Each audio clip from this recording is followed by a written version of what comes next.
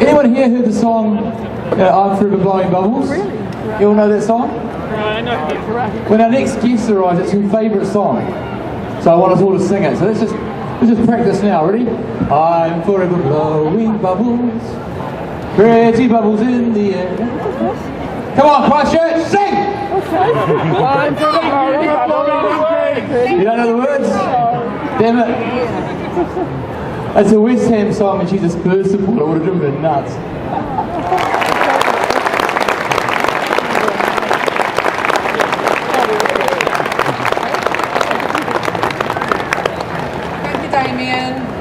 Alright, can you see up my skirt?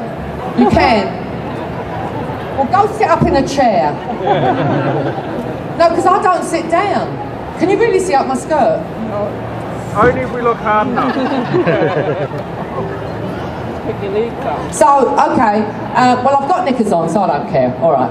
Unlike Britney Spears, I've got the knickers on, so, and they're black. So, just in case.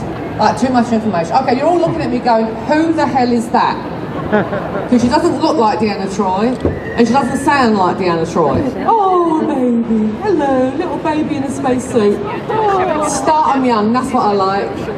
God bless. So anyway, yes, this is me. This is the real me. This is horrible that you're all so far away. Do you have to sit up there? Talk to me! Do you have to sit up there? Have you got numbered seats?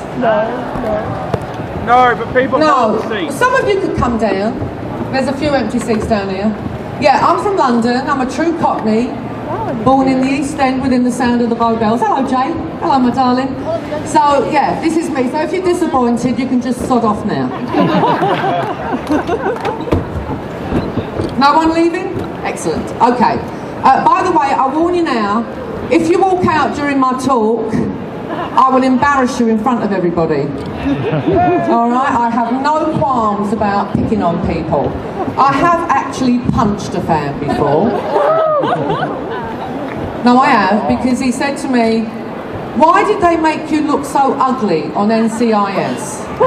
Girls, you would have punched him right, wouldn't you? Well, you would have punched him too, yeah. And then I proceeded to like yell at him for about 10 minutes. You know, like, well, have you got a girlfriend? No, of course you don't have a girlfriend. You don't know how to talk to women, you idiot.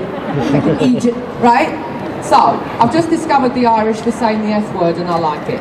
So I'm going to use that instead. Doesn't sound quite as bad as the English version. So, I have a little story first, before we start the Q&A.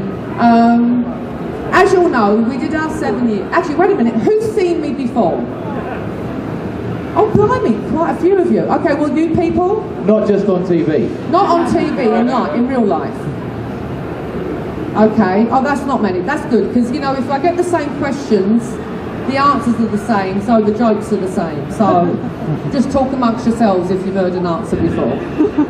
So anyway, we did our 7 years on TNG, and then we were going to be the movie franchise. We were all very excited to be the movie franchise, to be honest, but Jonathan and I felt that we could have done a couple of more years at TNG. Yeah, right? The problem was that the studio thought that Deep Sleep 9 would be as successful as us. And guess what? It wasn't. It's because they ripped off Babylon. What's that? It's because they ripped off Babylon 5. They ripped off Babylon 5? Did they? Well, no, actually, to be honest, they presented, well, you know, I call it Deep Sleep. Jonathan calls it Deep Throat. Take your choice. Right? To be honest, when they presented DS9 to Gene Roddenberry, he said no. Star Trek is about exploring space, not about a hotel in space. So he said absolutely not doing it. Of course, as soon as he popped his clogs, they made DS9. So I got the script around Christmas time for the movie Generations, and I got to the part where I got to drive. I was so excited. I was so excited. I called Michael Dawn, who's my best friend. We call him Dawny because my husband's Michael, so not to get the two confused, despite the fact that one's a big black man and one's a skinny white man. But anyway, so I called Dawny and I'm like, Dawny, have you read the script? I get to drive the Enterprise. And he goes, have you finished the script? I went, no. He said, okay, finish it and call me back. So I read the rest of the script and I was really pissed off. Because if you think of the history of who drove the Enterprise, the first bloke was the blind one, right? Then it was the teen. I told you I was going to embarrass you if you left. Oi! Oi! Don't effing ignore me. Oi! Where are you going? Get back in your seat. Get back in your seat. That's so bloody rude. Where you go? Back. Where you going? Where you going? You were looking for who? Your posters. Here. You were looking for your posters. Okay, you're a penny short of a shilling. You can go. All right. Not the sharpest knife in the drawer. Okay. Anyways, so going back, that's what's going to happen to you if you leave, by the way. But I won't be as nice. So, okay, the blind guy drove first, then the teenager, and then any chick in red who happened to be passing used to chuck her the keys and go, here, go drive the Enterprise, and while you're down there, be nice to Data. Because he gets lonely on his own down there. And never a scratch on it until Troy got to drive. To be fair, and in my defence, that planet just came out of nowhere, okay? And then the awful thing was, not only did I crash it once, in Nemesis, I crashed it again. Yeah, but no one watched Nemesis. What's that? Look, listen, if you're going to heckle, enunciate. Alright, so I can understand what you're saying. Who was heckling? Oh, you again. Oh, shut up, you. Anyway, so things happen on a movie set, you know. You've all seen those shows about how special effects are done in Hollywood, and when we were blowing up the Enterprise on Generations, we actually did blow up the bridge. So they don't use anything that could take your eye out. They use cork, burnt cork. You have to rehearse the scene a million times because you really only want to do it once, right? So once it's exploded, it's exploded. So we get to that scene and I'm sitting in my chair and everything starts kicking off and Riker's at the helm. Is that the right thing? Helm? No. Riker's, he's captain for the day, let's say that. So Tracy, who was driving at the time, she gets exploded out of her seat. Obviously, she wasn't nice enough to Data when she was down there. Riker says to Troy, take the helm. That's right. And so Troy runs down, because Troy runs like a girl. And I sat down in the seat, and I stayed in the seat about this long before I leapt out the seat screaming. When Tracy had vacated the chair, burning embers had fallen into the chair, and I sat on them. I burnt my bum, I had a hole in my spacesuit. The director, David Carlson, was like, cut, Marina! I'm like, oh, excuse me, bloody burnt my bum. So we had to do take 2, 5 hours later, because they had to rebuild the bridge. That was the only day my fellow thespians hated me. It was like, stupid Marina, right? So we get back on the set to do take 2. David Carlson comes up to me and he goes, look you, because he's English, look you, I don't care if that chair's in flames. You're going to sit in it and you're going to stay in it, right? And I went, yes sir, I will, I promise. So take 2. Boom, Tracy gets exploded, Riker says, Troy, take the helm, I run down like a girl, and just before I sat down, I went, just in case.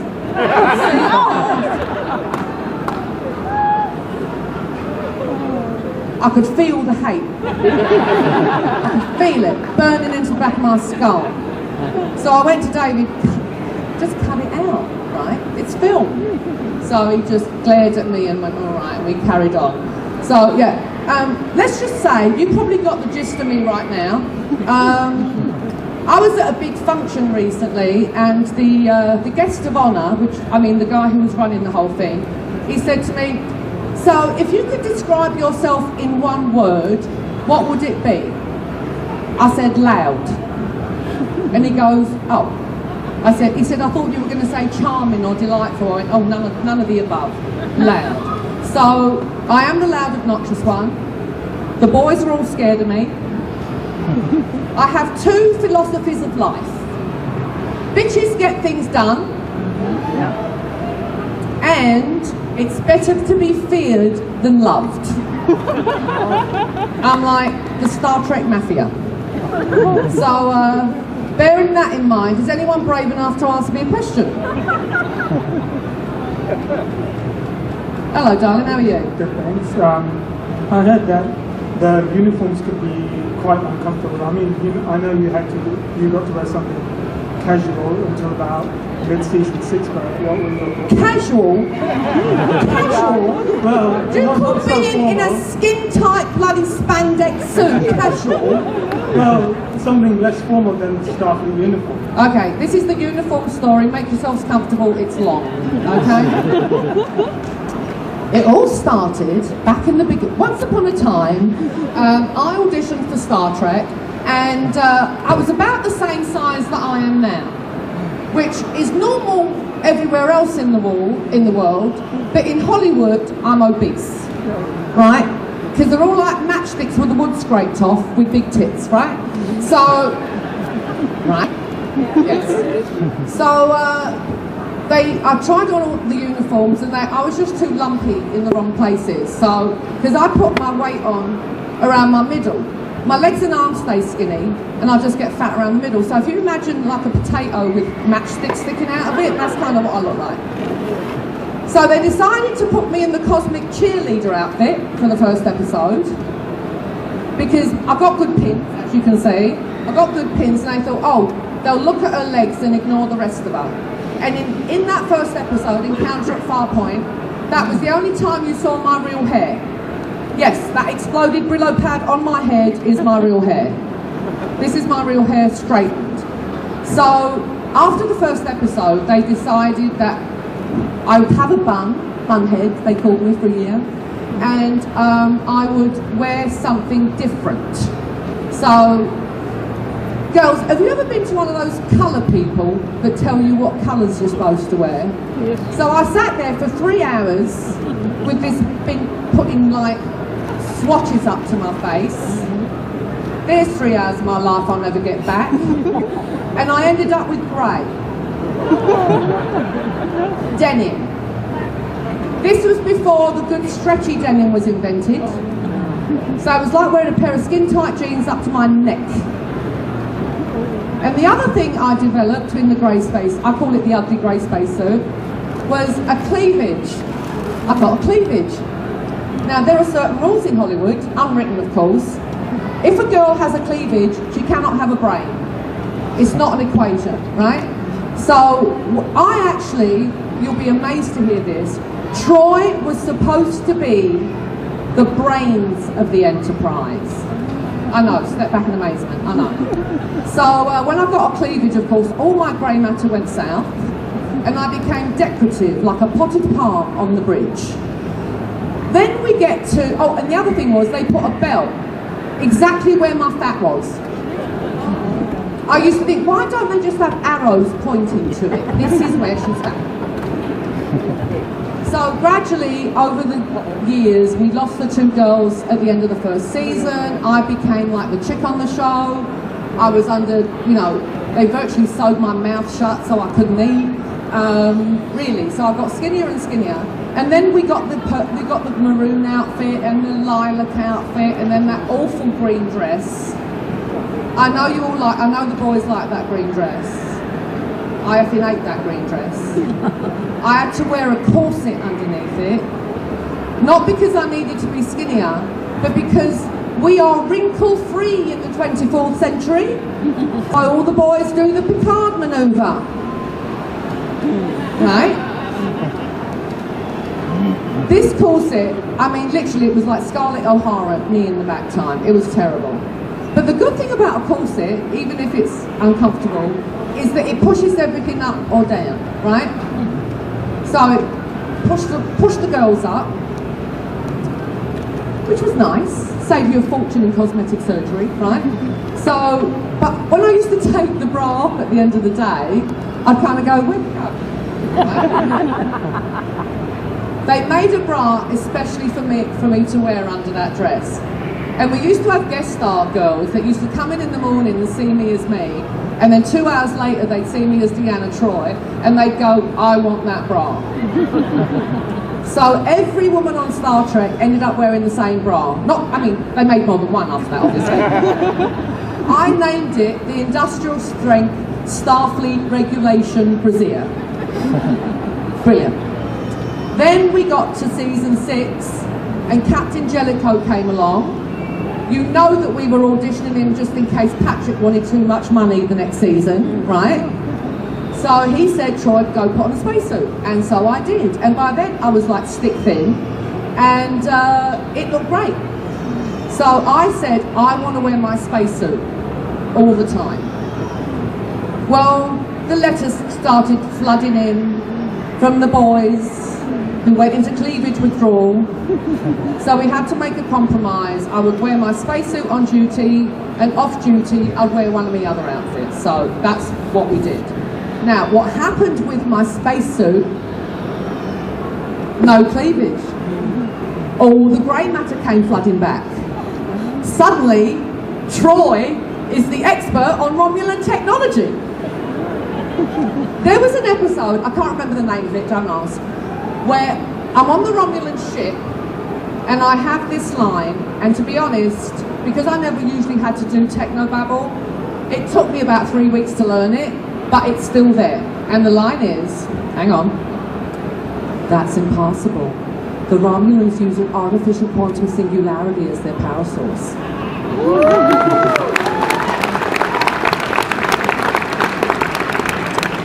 Who did I say it to? Remember anyone? Geordie and Data. Like, they didn't know this, right?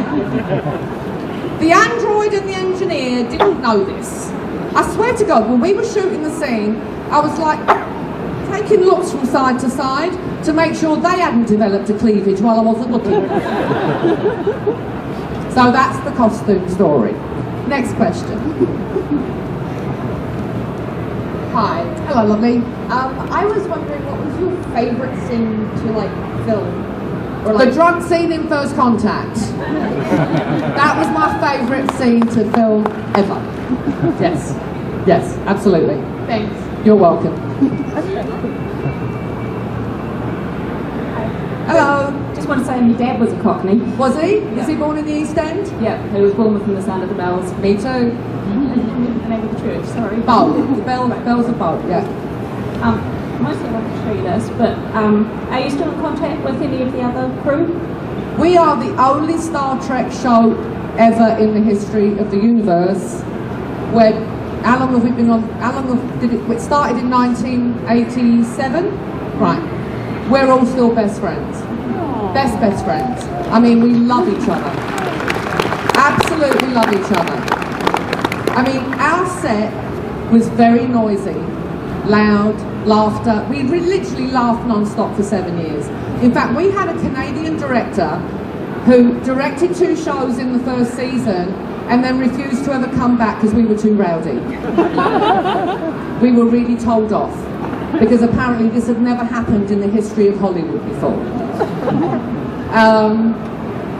We still love each other. They're all still my best friends. They're more. They're my family in America.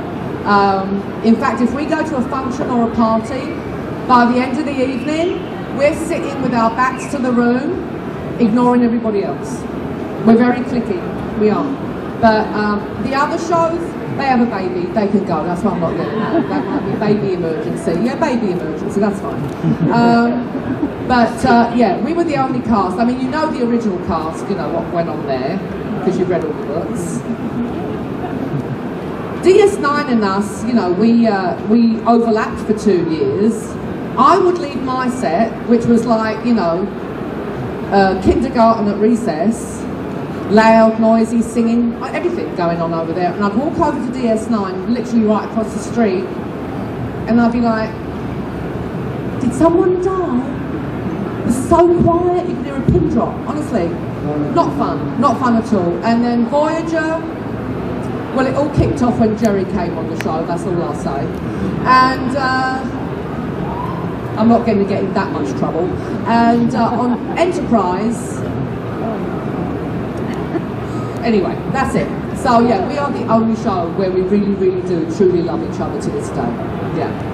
Oh yeah, let me see that. Did you do that? You're brilliant. Look at that. I can't draw, and I can draw stick figures. That's about it. That's fantastic. Oh, she wants me to show it to you. There we go. There it is. Yeah. What's your name, darling? Jennifer, do you do that for a living? Well, maybe you should. Maybe you should. Nice to meet you. Yes, darling. Hi, my dad's also a Cockney Jew. A Cockney Jew. Listen, Yeah. I support my Tottenham Hotspur, and we are the Gids. I'm sorry, we are. Everyone kicks off about that word, but we're clever at Spurs. We've turned that derogatory term into a positive, and we call ourselves the Gid Army. And that's what we chant. And we won't have it that other teams are telling us what we can and can't call ourselves. Right? Yeah. Okay, darling. Well, actually, my question was asked earlier about the uniform, so I'll just go to the other thing I wanted to say, which was with all the failures or the foibles of Hollywood females, for me as a teenager at the time, Deanna Troy was a real role model because the level of empathy and that with everybody else made it okay to actually be that type of female instead of the girls can do everything type of female that came out at the time. Yeah. So, thank you. You're welcome. Yeah, I mean, to be honest, I really don't think I would be standing here today if they had seen the real Marina when I was auditioning. But I was so nervous.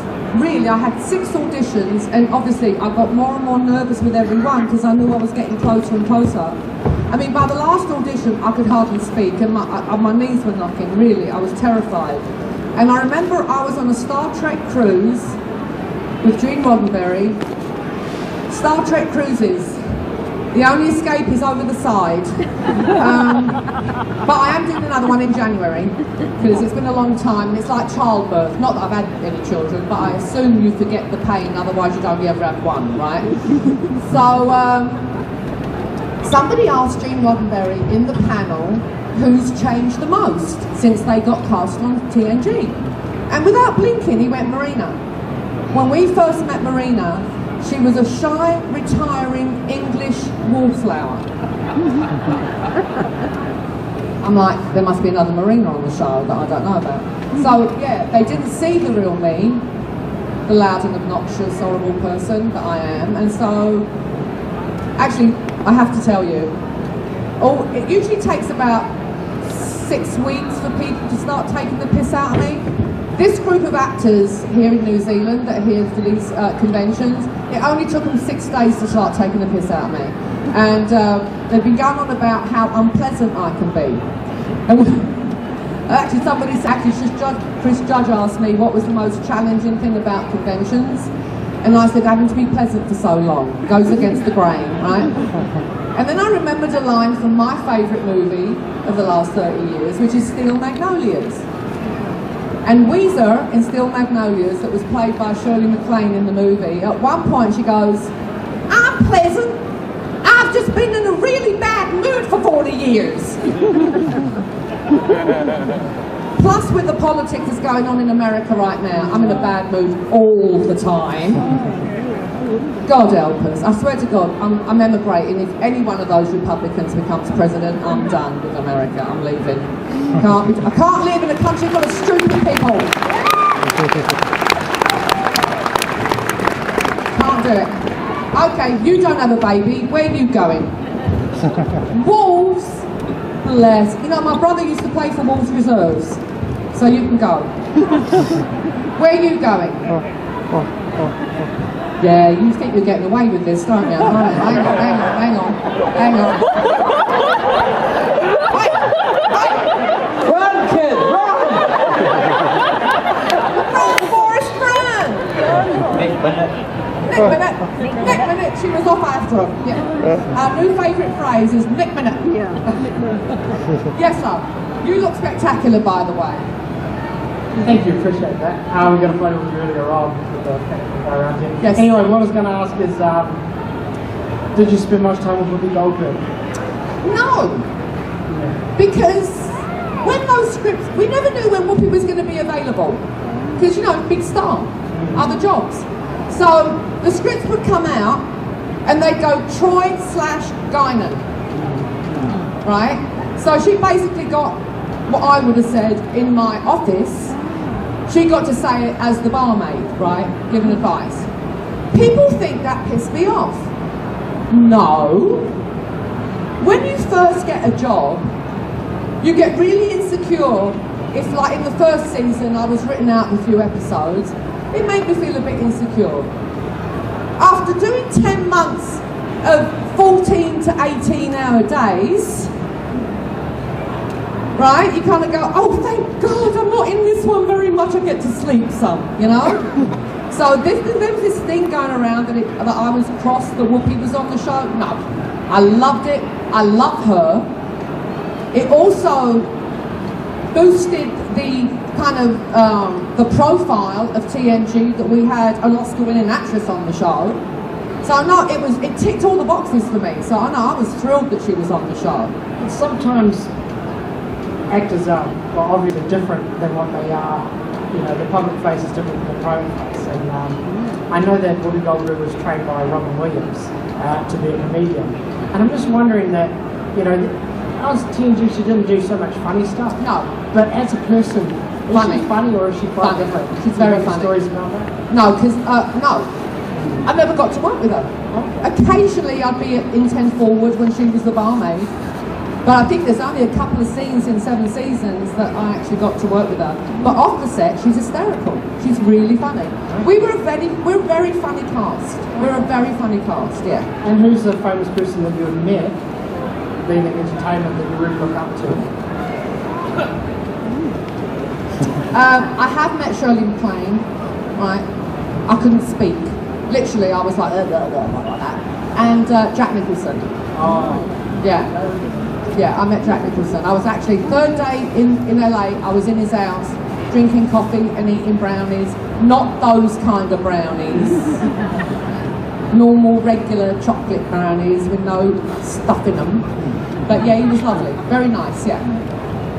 Next question. Hello, my darling. What was your most embarrassing moment on Star Trek? Most embarrassing. Most embarrassing. Probably when I was wearing one of my 90s. I had very many 90s and I had to sit up in bed panting a lot, do you remember?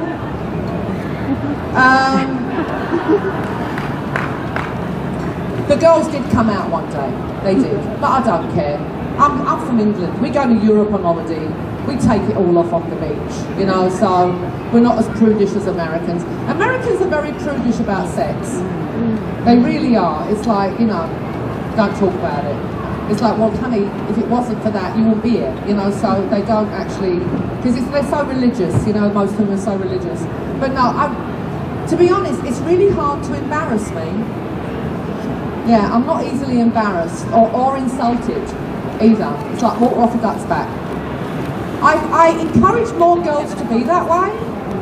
I do, because it really upsets me when I hear about the cyberbullying.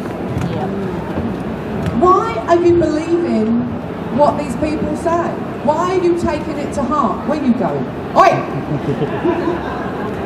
He's hobbling.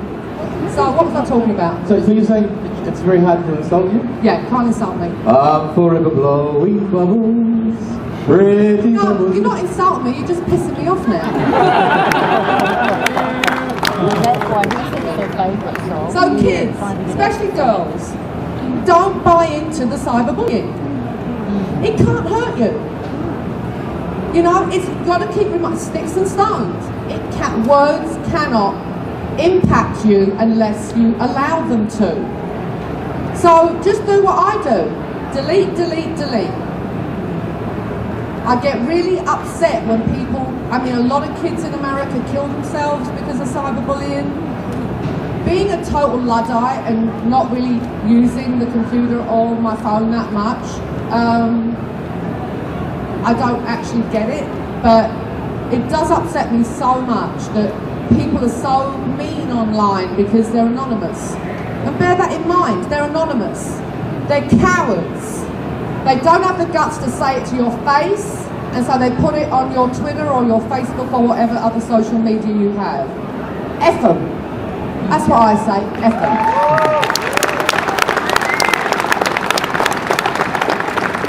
And if I forget what I'm talking about halfway through a sentence, that's the menopause, alright? So I apologise. That and too much marijuana. Okay, next question. Short-term memory's gone. Next question, darling. What is your best moment? My best moment? Actually, probably my best moment was, I got a call just before first con. We were going to have we had a lot of premieres in London, and the premiere or premiere, as we say here in the colonies, that was. You're supposed to be offended that I called you the colonies. Hey, we're here by choice. Australia was sent by judges. That's true. That's true. That's true. Have you noticed that all Australians look like Brian Brown? I'm sorry, but they all do all Australian men look like Paul Hogan or Brian Brown, really. They do. It's because they're all descended from the same convict.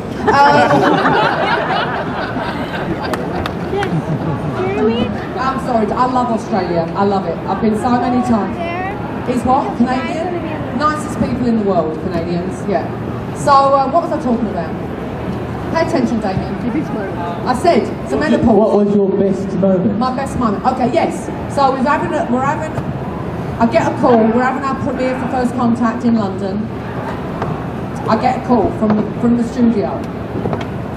We've had a call from Buckingham Palace, and they would like you to be Prince Charles' official escort for the... Do you know what? If you're going to sneak out, why don't you go that way where I can't see you? So anyway, did you mean to call me, or did you mean to call Patrick? And they went, no, we've had Prince Charles wants you to be his official escort for the evening. I have never been so nervous in my life. They put us up at a lovely posh hotel in London. I'm getting dressed, I'm wearing just for the girls, wearing a white backless Gucci, right? Couldn't wear any underwear under it. So, we're going to the cinema in the limo, and my husband's going, breathe, Marina, breathe. I was so nervous I kept forgetting to breathe. So we're standing in line, you know, you stand in line and he comes and he walks down the line and says hello to everybody. You've had to have read the 20 pages of protocol, you know, before you show up. And I was wearing like 6-inch heels because I'm very short, so I wanted to be, you know, I like to be taller, so I was wearing 6-inch heels. And while we were waiting, I'm practicing my curtsy, because I'm a big royalist. So, yar sucks boo if you change the flag. Just not for it, right here. Right. So, I'm practicing my curtsy to see how low I can go without toppling over. So I'm like this. Okay, go down that, okay, go that low. Well, I didn't realise that they were filming us. Being transmitted live into the cinema. The audience is laughing their heads off because all they can see is Marina popping up and down like this. Well, I was presented, I was shaking my nerves, I had to sit next to him. He goes to me, do you like working in America? And I said, yes I do. I said, but it's still my dream to work at the National Theatre here. And he goes, ooh, I'm the patron. I'll put in a word. Lying bastard. Then he goes at one point, he had no clue what was going on. No clue what was going on. What's going on? I'm like, too hard to explain. Yes. But he said to me, where are you from? And I went, Tottenham. He goes, Tottenham? I said, yeah, I don't suppose you've ever been there. No reason for any royalty to go to Tottenham. It's where the riots broke out a couple of years ago, yeah. So that was probably look, where I come from, Tottenham, there is no way in the world, if you had said to me growing up, one day you're going to be Prince Charles's official escort at an event, I would have said, what are you smoking? Really? It was never going to happen. So to me, that was like one of the biggest thrills of my life.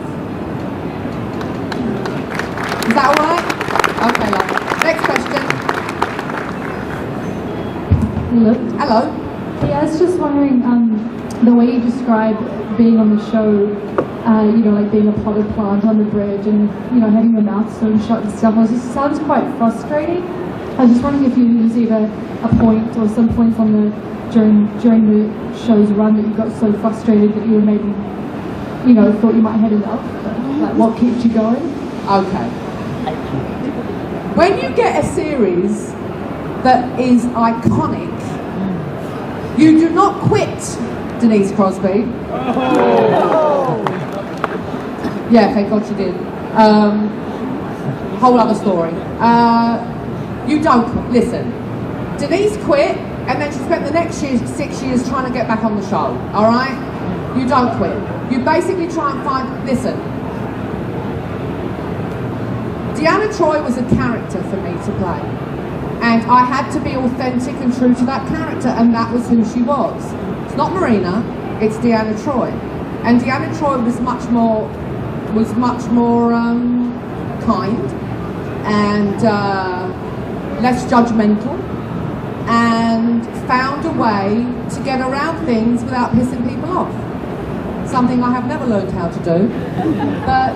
No, to me the challenge of playing her was keeping me out of her, honestly. And you have to be true to the character it's written. And you have to remember, people, it's our 30th anniversary next year, and you're like going, how is that possible? Were you 10 when it started, Marina? No, I'm 61 in 2 weeks. I know.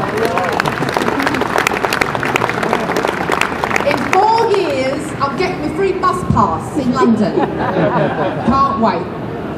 No, you have to be true to the character. You may not always agree with that character's morals or ethics or opinions, but you have to be true to the character. Thank you. You're welcome. Come on, you're up.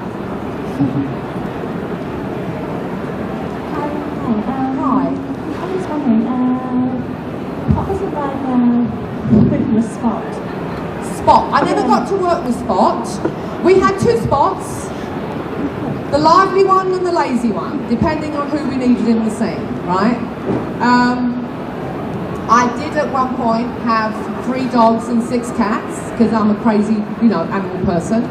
I don't have cats anymore, because I can't afford to keep buying new furniture. So I just have dogs now. I have 3 dogs. Yes, my love, you're next. Just have a sweet while you're talking. Okay, I have to ask, going back to the uniform, to certain scenes... Hang on. Where are you from, darling, up north? Yorkshire, please. Yorkshire! You see, say something into the mic. Go on, ask me the question. Okay, love. Go on. Going back to the scene, when you're doing uniform, like... Okay, did you get your kit off? Those scenes when you got married. Okay, alright. That's Patrick Stewart's real accent. He's from Yorkshire, he's from Bradford. I've worked there. That's what he sounds like, or used to sound like. Hang on, I'm trying to...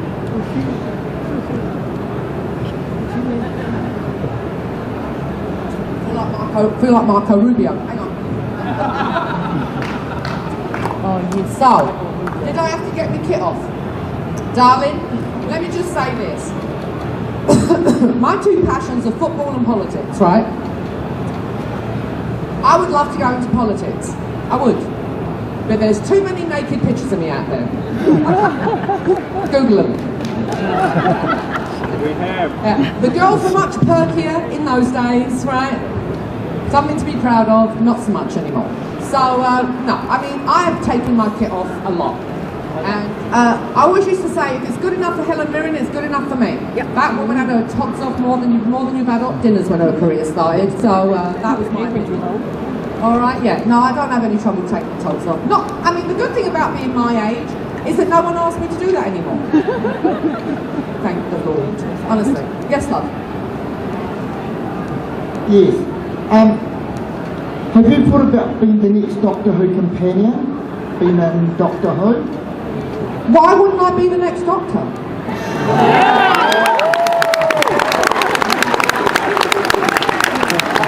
Excuse me.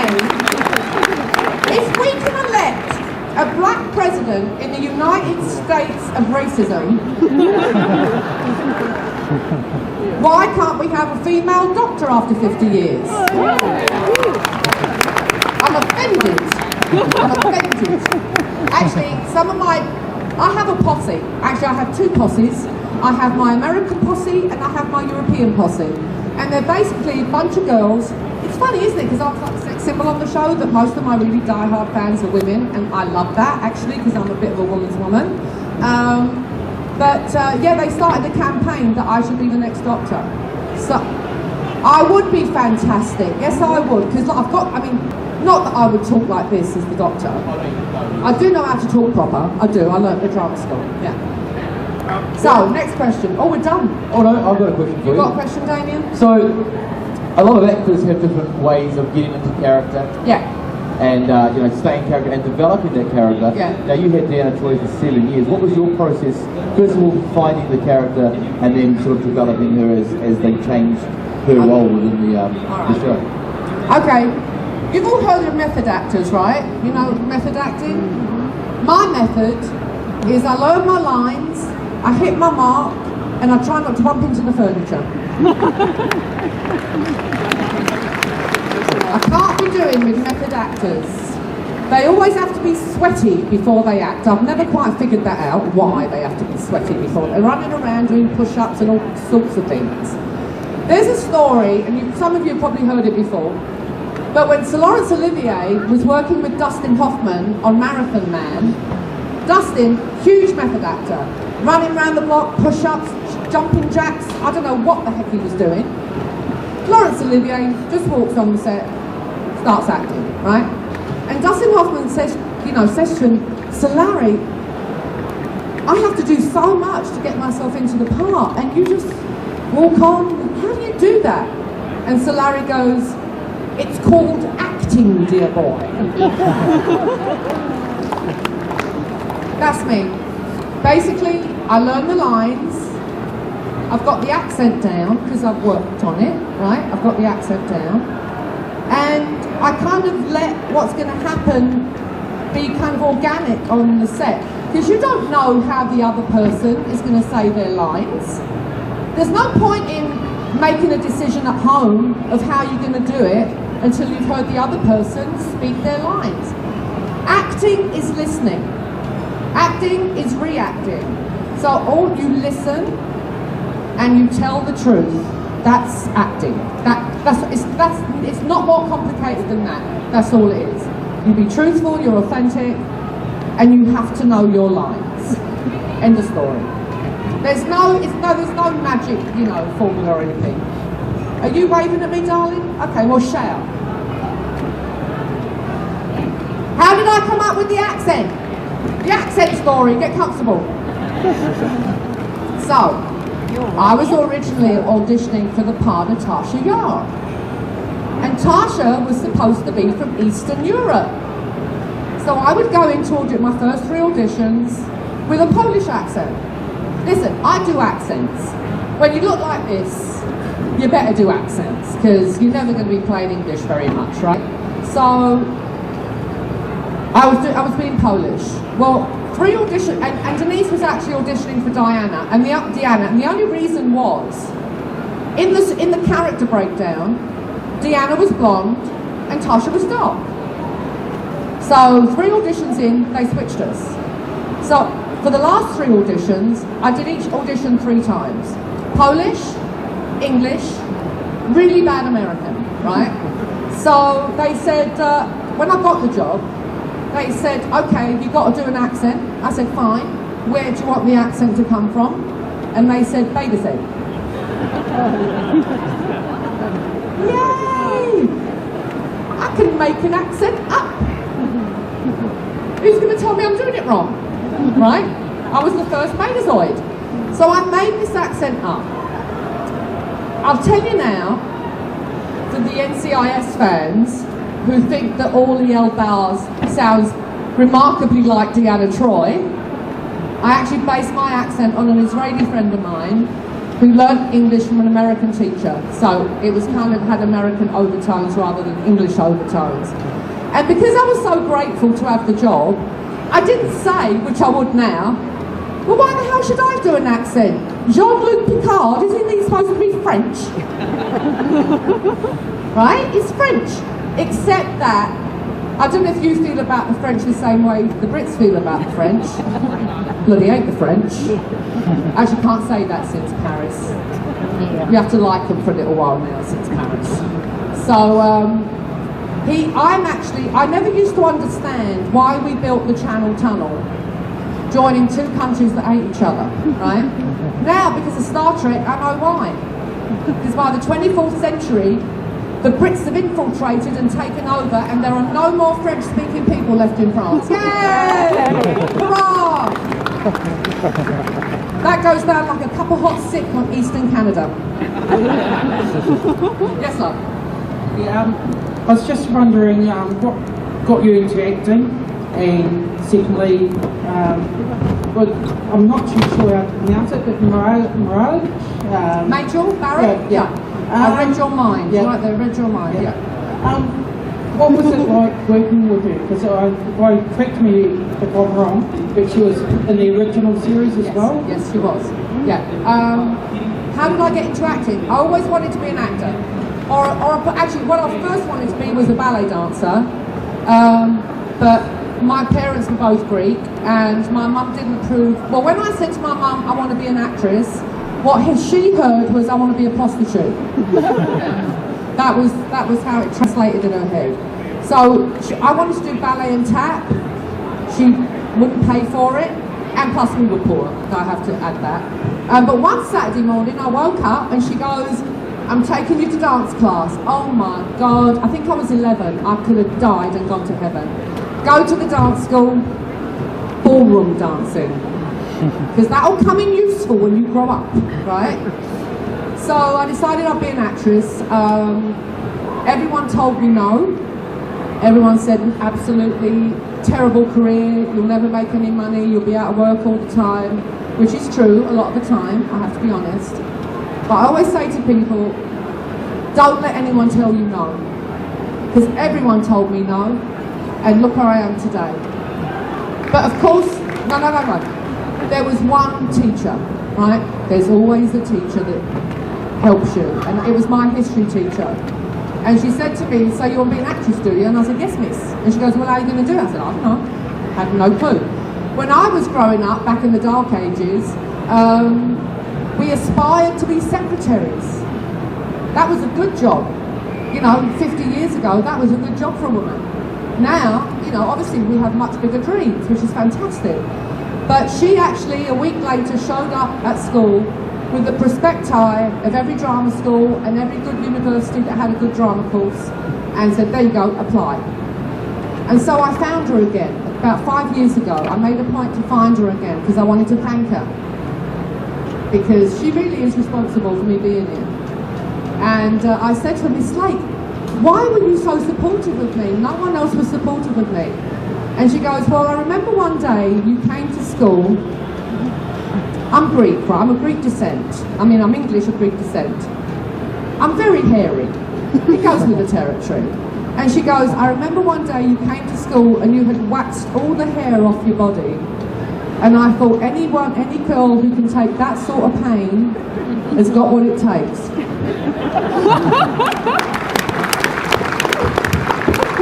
So, it was the wax job, not my talent at all. And as for Major, okay, I'm going to try and get through this without crying. I was literally an alien in America. I got cast on Star Trek on the last day. My visa ran out. I had a return ticket to London, and I was totally broke. Credit cards maxed out, not a penny to my name, and if I didn't use that ticket, I was going to be stuck in America as an illegal alien. So I'd auditioned on the Monday, didn't hear anything on the Tuesday. On the Wednesday, I've got my ticket home, and I'm like, you know what? I better start packing. I'm going up. And as I took the suitcase off the top of the wardrobe and put it on the bed and opened it, the phone rang. And it was them saying, you got the job. So, I didn't know anybody. I mean, literally I knew one person in Los Angeles, and that was my flatmate. And Major, God bless her, she made sure Christmas, Thanksgiving, Oscar night, holidays, anything, I was invited. They made sure, they really did adopt me, the Rodberys, and so I saw a different side to them than possibly a lot of other actors, because I still call Rod bro, and he calls me sis. And when my own mum passed away, I actually said to Major, you know, you've got to last much longer because you're the only mum I've got. See, I've made myself cry, the only mum I've got now. And unfortunately she didn't. But they were fantastic people, really, really kind and generous. And they really did take me into their family and saved my life. That first Christmas in LA, I was totally on my own. No presents, no family, nothing. It was miserable, but they really, after that, they made sure once I was in Star Trek that I had somewhere to go. So they were fantastic. And also, not that I liked DS9 particularly, but it was got much better with Michael Dorman on it, let's be honest, right? I love the fact that when Major went over there, her character really developed, and she wasn't just the Auntie Mame of the Galaxy like she was on our show. She got a chance to do some proper, you know, emotional acting, even though it was with Odo, really. But anyway, I miss her. I miss all of them terribly. But thank you for asking that question, young man. Thank you. God bless. Come on. This will be our last question. Last question. Make it a good one. No pressure. Are you good? I'm great. Is that Don't be funnier than me. All right. It's very hard, you don't mean, but I'm pretty much a big deal. Just want to know, you like to obviously talk frank. A lot. But you don't lie, you know, no. you call a spade a spade. Has that ever got you in trouble? Oh yeah. I was, obviously I fly a lot to do these conventions and everything, so back in the day, I haven't seen them here, but in the States now, instead of the X-ray machine that you go through, we have radio wave machines now that don't irradiate you. I always used to request the pat down rather than go through the machine, because every single one of my family, every single one has died of cancer, right? So I don't want to be irradiated every 2 weeks, right? So I had requested a pat down at LAX, and I had been told before, if you request the pat down, don't put your luggage on the conveyor belt until they come to get you, because then you're separated from it, and anyone can just pick it up and walk off with it. And as we all know, girls, our lives are in our handbags, right? So I'm waiting for a pat down, and it's like nothing, and I can see a group of women just yakking, not working, just yakking. And so I said to the bloke standing there, I said, would you mind going and get one of those women to pat me down? I've got a plane to catch. He goes, I can't leave my post, man. And I went, oh, anyway. So finally, I saw this woman walking towards me, and I thought, oh, finally, she's come to pat me down. So I load up my stuff on the conveyor belt, and it goes through, and she walks right by me. Now I'm pissed. Now I'm really pissed off. And as you probably tell, As you can probably tell, I probably don't hold back when I'm angry, right? So then I start getting loud. And the supervisor comes over and he goes, what's going on? And I said, look, I've been standing here for 10 minutes waiting for a pat down. There's a group of girls over there just yakking. And now I've put myself on the conveyor belt and I'm separated from my shit. And he goes, yeah, don't cuss at me. I went, oh really? Really? I said, it's not a cuss word. I said, it's a bodily function. Right? He was not amused. Give me your boarding card, he says. So I give him a boarding card. He's gone for another 10 minutes. He comes back with two women who virtually strip search me, looking for something, you know, because... So anyway, I didn't find anything because I'm not that stupid. And I go through. I was going to Canada. On the way back from Canada, I'm travelling with Dean Kane, eat your hearts out, and Nichelle Nichols, who's old now, and it's easier to get around in a wheelchair. So we're being helped by the customer service rep, who says, give me your boarding cards and your passports, and I'll clear you through security so you don't have to stand in line. Handed them over. She comes back.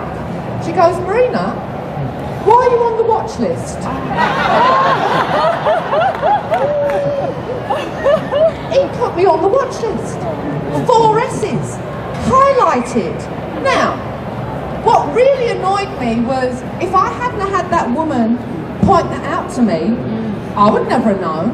There's all kinds of letters and numbers on your boarding card that you don't know what they mean, right? So she goes, you've got to clear this up. There's only one thing worse than 4 S's highlighted, the no-fly list. She's like, this is cavity search time, Marina. You've got to fix this. So I go home, I'm furious. I tell my husband, expecting to get some sympathy from the old man. Why can't you ever shut up? It's like, you always have to say something. God, it's like going off because I was using my passport. We have the same last name, you know, on my passport. So he's mad at me. He's researching it, finding out that once you're on the watch list, it's virtually impossible to get off it. I was like, what am I going to do? I went to the TSA website, I filled in all the, you know, I actually told them exactly what had happened. I used the S word, all of that. They sent me to Homeland Security, I filled in all those forms, nothing. Didn't hear a whisper from them. So I'm like, well, I've got to do something. So I called my publicist and I told him the story. He was horrified. And so he said, wait a minute, I'm going to make some calls. He called me back, he goes, you're on Entertainment Tonight tomorrow night, right? It's good to be queen, I have to say, yeah. So I go on Entertainment Tonight and I know that if I go on as Marina, everyone's going to say, well, it serves her right, the big mouth cow, right? I decided to go on as Deanna Troy. So I sat there, really sweet and demure and quiet, and I was being interviewed by a lady called Debbie Matanopoulos. She's Greek, we know each other, right? And she knows me, and she's trying to wind me up so I say something outrageous, but I'm like, no. So at the end of the interview, she goes, so how does it make you feel, Marina, that this could happen in America? And I said, well, Debbie, have you ever read about in the tabloids? And she goes, you know, no. And in all the years I've known you, I never have. And I went, yeah, because I did a show that children watched. And I always felt a certain responsibility to act appropriately. It's all bollocks, honestly, right. I said, but, because at the end of the day, Debbie, what do we really have that means anything, that has any value? Our good name. And they've taken that away from me. And I started to cry. A week later, I got the letter. Case of mistaken identity. Yeah, like hell. Anyway, before I go, I just want to say, and if you've seen me before, you've heard this before, but I don't care. There's a lot of people in show business who forget exactly why we have all the blessings that we have in our lives, and trust me, we have good lives. It's because if you're a musician, people download your music. If you're an actor, people turn on their TV sets or pay money to go see your movies. You don't become famous in a vacuum. You become famous because of the public. So I want to thank you with all my heart for my house, my car, my American husband, God help me. Everything I have, no truly, I'm not making a joke, but everything I have, I owe to you. I hope I never am the sort of person who doesn't appreciate you. And I just want to say, if I ever do that, you can punch me, okay? God bless you all, you're the best. Bye. I just found this is Simon Dyer here. Simon Dyer is the inventor of the solar cap. And here's a gift of light for you. It's a torch that's solar powered. Yeah, I'll give you the charge. Oh, there you go. You light up my life. So I know for one fact that I'm a better person for having met Marina. So Christchurch, one big round of applause for Marina Sirtis.